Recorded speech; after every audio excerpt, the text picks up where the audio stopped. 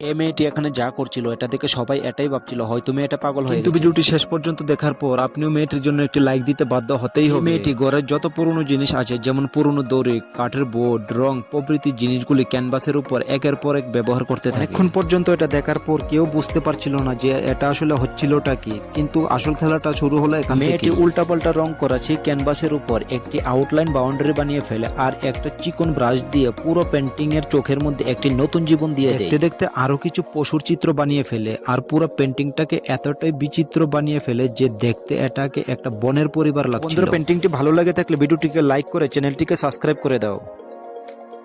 মেয়েটি এখানে যা করছিল এটা দেখে সবাই এটাই ভাবছিল হয়তো মেয়েটা পাগল হয়ে কিন্তু গেছে। ভিডিওটি শেষ পর্যন্ত দেখার পর আপনিও মেয়েটির জন্য একটি লাইক দিতে বাধ্য হতেই হবে। মেয়েটি ঘরের যত পুরনো জিনিস আছে যেমন পুরনো দড়ি, কাঠের বোর্ড, রং প্রভৃতি জিনিসগুলি ক্যানভাসের উপর একের পর এক ব্যবহার করতে থাকে। অনেকক্ষণ পর্যন্ত এটা দেখার পর কেউ বুঝতে পারছিল না যে এটা আসলে হচ্ছিলটা কি, কিন্তু আসল খেলাটা শুরু হলো এখান থেকে। মেয়েটি উল্টাপাল্টা রং করা সেই ক্যানভাসের উপর একটি আউটলাইন বাউন্ডারি বানিয়ে ফেলে আর একটা চিকন ব্রাশ দিয়ে পুরো পেন্টিং এর চোখের মধ্যে একটি নতুন জীবন দিয়ে দেয়। দেখতে দেখতে আরো কিছু পশুর চিত্র বানিয়ে ফেলে আর পুরো পেন্টিংটাকে এতটাই বিচিত্র বানিয়ে ফেলে যে দেখতে এটাকে একটা বনের পরিবার লাগছিল। বন্ধুরা, পেন্টিংটি ভালো লাগে থাকলে ভিডিওটিকে লাইক করে চ্যানেলটিকে সাবস্ক্রাইব করে দাও।